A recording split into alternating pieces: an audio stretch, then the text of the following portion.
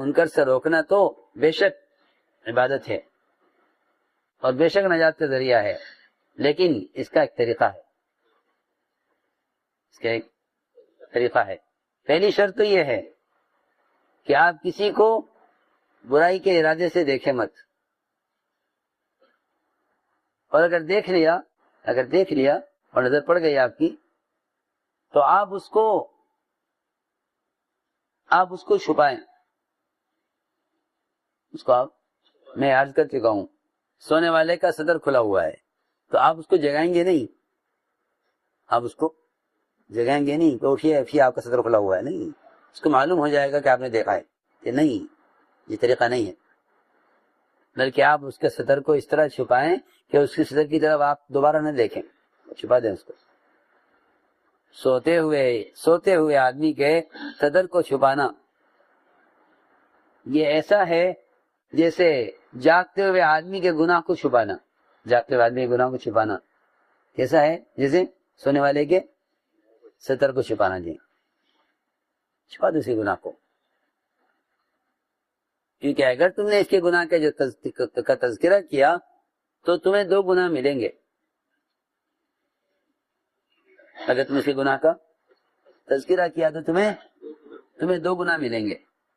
ایک گناہ تو ملے گا مسلمان کی غیبت اور اس کو ذلیل کرنے کا، دوسرا گناہ ملے گا برائی کو پھیلانے کا،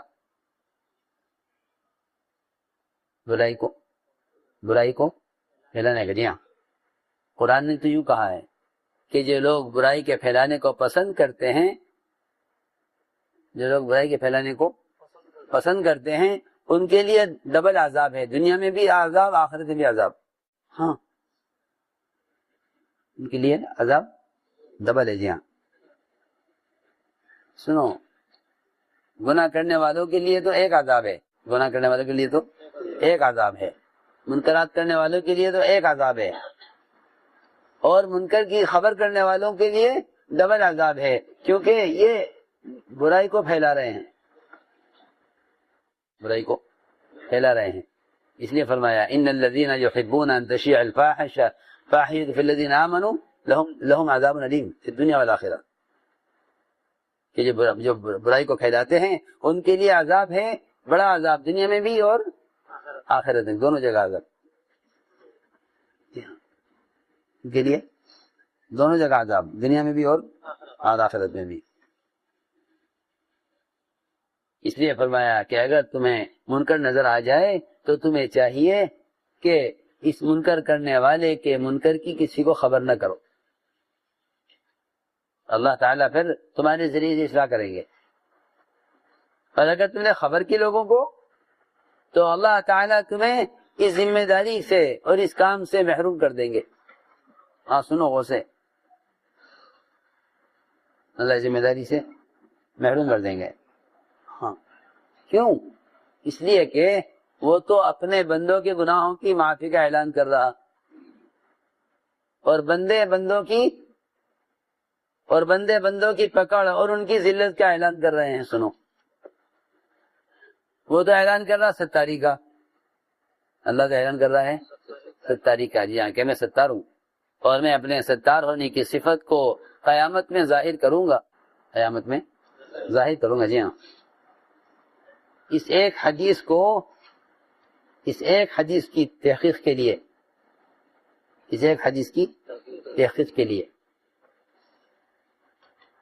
کہ جو آدمی مسلمان کے عیب کو چھپاتا ہے اللہ تعالیٰ قیامت میں اس کے تمام عیوب کو چھپائیں گے۔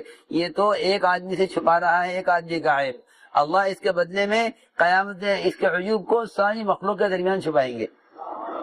جی ہاں، یہ ایک آدمی کے عیب کو ایک آدمی نے چھپایا، کسی کو خبر نہیں کی، اور قیامت میں اللہ تعالیٰ اس کے عیب کو چھپائیں گے ساری مخلوق کے سامنے۔ اور سنو اگلی بات، یہ تو دنیا میں ایک مسلمان کے عیب کو ایک سے بیان کرے گا، ایک مسلمان کے عیب کو ایک سے جا کر بیان کرے گا، اپنا یوں کر رہا ہے۔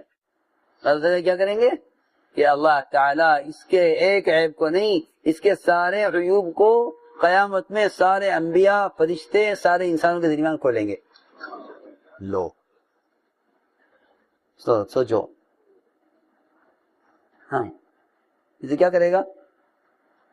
یہ تو ایک مسلمان کے عیب کو دیکھ کر ایک کے سامنے بیان کر دے گا، فلاں صاحب ایسے ہیں جی، اور اللہ کیا کریں گے کہ اللہ اس کے سارے عیوب کو قیامت میں ساری مخلوق کے سامنے، جس میں ملائکہ بھی ہوں گے، فرشتے بھی ہوں گے، انبیاء بھی ہوں گے، جی ہاں، عام انسان مسلمان بھی سب ہوں گے، سب کے سامنے اس کا عیب کھلے گا۔ تو نے دنیا میں میرے ایک بندے کے عیب کو ظاہر کیا تھا، آج میں تیرے عیوب اہل مخلوق کے سامنے ظاہر کرتا ہوں، بول سنو۔ یہ میں نے عرض کیا یہ حدیث کہ جو آدمی دنیا میں کسی مسلمان کے عیب کو چھپاتا ہے، اللہ تعالیٰ اس کے تمام عیوب کو ساری مخلوق کے درمیان قیامت کے دن چھپائیں گے۔ اس حدیث کی تحقیق کے لیے 1 مہینے کا سفر کیا صحابی نے، سواری خریدی، تجاوا کسا، پھر سوار ہوئے، 1 مہینے کا سفر کیا ملک شام۔ معلوم ہوا وہاں ایک صحابی ہیں، انہیں یہ حدیث معلوم ہے، وہ یہ حدیث تھی، وہ یہ حدیث تھی جس کی تحقیق کے لیے گئے، وہ وہاں سے معلوم کر کے آئے۔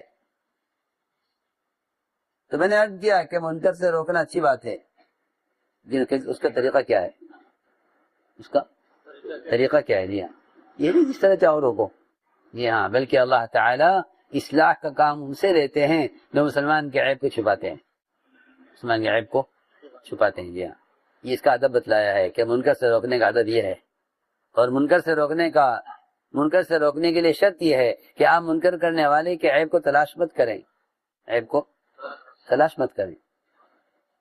جی ہاں، میں کو ضرور بات کر رہا ہوں، پولیس والے جو ہوتے ہیں وہ جرائم تلاش کرتے ہیں، پولیس والے کیا کرتے ہیں؟ جرائم تلاش کرتے ہیں۔ جی ہاں، وہ یہ دیکھتے ہیں کہ کون کون برائی کر رہا ہے۔ میری بات دھیان سننی ہوگی بہت جا کر، ان کا کام یہ ہے کہ دیکھو کون غلط کر رہا ہے، دیکھو کون کیا کر رہا ہے۔ تو وہ لوگوں کو جرائم کی نظر سے دیکھتے ہیں، اس لیے کوئی ان کو اچھی نظر سے نہیں دیکھتا، پولیس والوں کو اچھی نظر سے نہیں دیکھتا۔ آپ دیکھ لیں، کوئی بھی ہو، پولیس والوں کو لوگ اچھی نظر سے نہیں دیکھتے۔ کیوں؟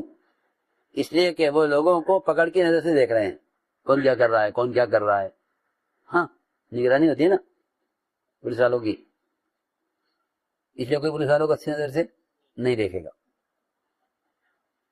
ہاں، اس لیے کہ یہ لوگوں کو بری نظر سے دیکھ رہے ہیں تو لوگ انہیں اچھی نظر سے نہیں دیکھیں گے۔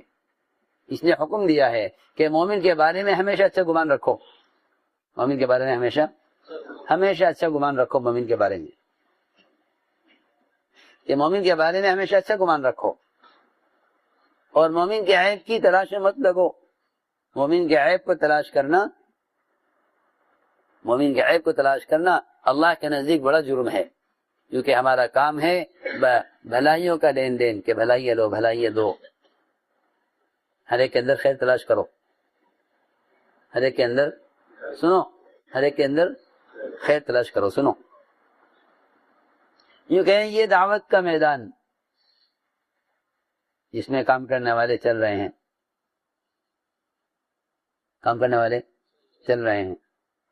تو یہ دعوت کا میدان یہ تو ایک چمن ہے۔ کیا ہے؟ چمن۔ جی ہاں، چمن ہوتا ہے نا، ایک چمن ہے۔ اس میں داخل ہونے والوں کی 2 قسمیں ہیں، داخل ہونے والوں کی 2 قسم۔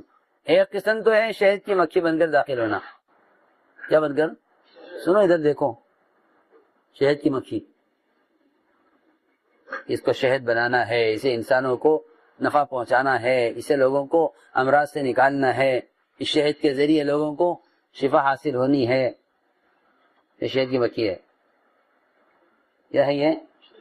جی ہاں، اس شہد کی مکھی کا پورے چمن میں صرف کام یہ ہے کہ یہ پھول اور پھل تلاش کرے، مجھے کہاں سے رس چوسنا ہے، کہاں سے رس لینا ہے۔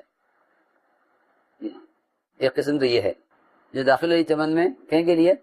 پھولوں سے پھلوں سے رس لینے کے لیے، کیونکہ انسانوں کے لیے شفا کا سامان تیار کرنا ہے، شہد فی شفاء للناس۔ ہاں، اس شہد کی مکھی کو کوئی مطلب نہیں اس سے کہ یہاں درختوں کے نیچے کہاں کھاد پڑی ہے، کہاں گندگی ہے۔ اس سے پوچھو کہ تمہیں گندگی نظر آئی کہیں؟ کہ گندگی کوئی نہیں، صاف ستھرا چمن ہے، کیونکہ یہ مکھی پھولوں کی تلاش میں ہے، پھولوں کی لش میں. ہاں، اور آپ جانتے ہیں کہ درختوں کے جڑوں میں اور درختوں کے اندر کھاد ڈالی جاتی ہے، ڈال دیتی ہے کھاد. جی ہاں، لازم ہے کھاد. ایسا ہی ہے نا کہ بھائی، جی ہاں، دیسی کھاد اور بھی گندی ہوتی ہے اور بدبو ہوتی ہے. جی ہاں، سڑایا جاتا ہے چیز کو اور پھر وہ ڈالی جاتی ہے کہاں؟ درختوں کے نیچے. لوگ غور سے سننا بات، کہ جیسے کھاد ضروری ہے ان درختوں کے لیے، اس طرح یہ ضروری ہے کہ مسلمان میں کوئی نہ کوئی عیب ہوگا. یہ عیب ہوگا. جی، عیب سے پاک صرف اللہ کی ذات ہے. عیب سے پاک صرف اللہ کی ذات ہے. مسلمان میں عیب ہوگا. تو یہ شہد کی مکھی داخل ہوئی ہے، یہ پورے چمن میں پھل پھول تلاش کرے گی. اس سے پوچھو گندگی کہ مجھے کہیں نہیں ملی، اس لیے کہ یہ گندگی کی تلاش میں نہیں ہے. دوسری قسم داخل ہونے والی وہ سور ہے اور خنزیر ہے.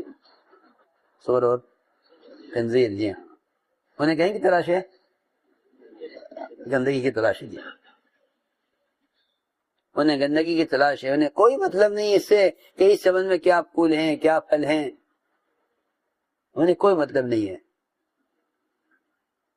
جی ہاں، وہ پورے چمن میں تلاش کریں گے کہ گندگی کہاں ہے، گندگی کہاں ہے، گندگی کہاں ہے. جی ہاں،